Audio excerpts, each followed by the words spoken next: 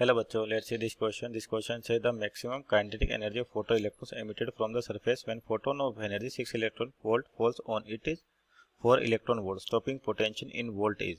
तो आपको photo electric effect में जो इलेक्ट्रॉन्स बाहर आ रहे हैं उनकी जो मैक्सिमम काइनेटिक एनर्जी दे रखी है 4 इलेक्ट्रॉन वोल्ट और साथ में फोटोन की एनर्जी दे रखी है। तो बेसिकली आपके पास यहाँ पर अपने को स्टॉपिंग पोटेंशियल क्या होगा, तो की कॉन्सेप्ट देख तो क्या होगा, relation of stopping potential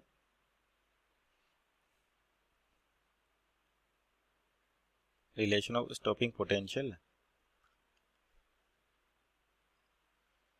with kinetic.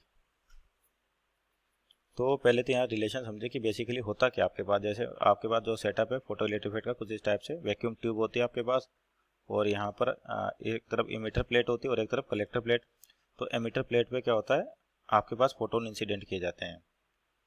तो ये तो होगी एमिटर प्लेट और इधर होगी आपके पास कलेक्टर प्लेट और यहाँ पे एक पोटेंशियल डिफरेंस अप्लाई किया जाता है। तो उसकी वजह से क्या होता है, सबसे पहले तो यहाँ बात करें कि फोटोन जो गिरे उसके अंदर वो एनर्जी जिसकी वजह से इलेक्ट्रॉन मान लीजिए बाहर आ रहे हैं। तो इन इलेक्ट्रॉन्स की जो एनर्जी हो सकती है ये 0 से लेकर मैक्सिमम तक हो सकती है। और मैक्सिमम क्या होती है, जैसे आपके पास मान लीजिए यहाँ पर ये मेटल सरफेस है यानी कि एमिटर प्लेट, फोटोन गिरा आपके पास और फोटोन की एनर्जी ई वो होती है H/F।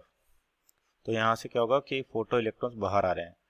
तो जो फोटो इलेक्ट्रॉन्स की एनर्जी है, अगर यहाँ पर जो एनर्जी लॉस हो रहा है तो ये केवल अगर जो मेटल है उसके वर्क फंक्शन के बराबर है तो बाकी बची एनर्जी इस इलेक्ट्रॉन के पास जाएगी और इसकी वेलोसिटी मैक्सिमम होगी तो उसके कोरस्पोंडिंग आपके पास काइनेटिक एनर्जी मैक्सिमम होगी।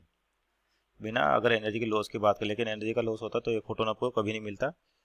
अब क्या होता है, जैसे मान लीजिए इलेक्ट्रॉन इधर जा रहा है आपके पास कलेक्टर प्लेट, तो आपको फोटो करंट दिखाई देगा।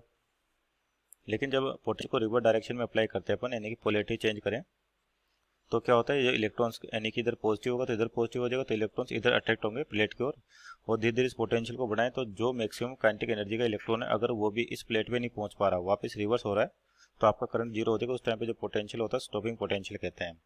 और स्टॉपिंग पोटेंशियल की कोरस्पोंडिंग एनर्जी लिखे तो ये होती है EVS और ये किसके बराबर होती है आपके KMX के बराबर होती है। और KMX की दे रखा हम लोग 4 electron volt divide by electron, तो आपके पास बचेगा 4 वोल्ट।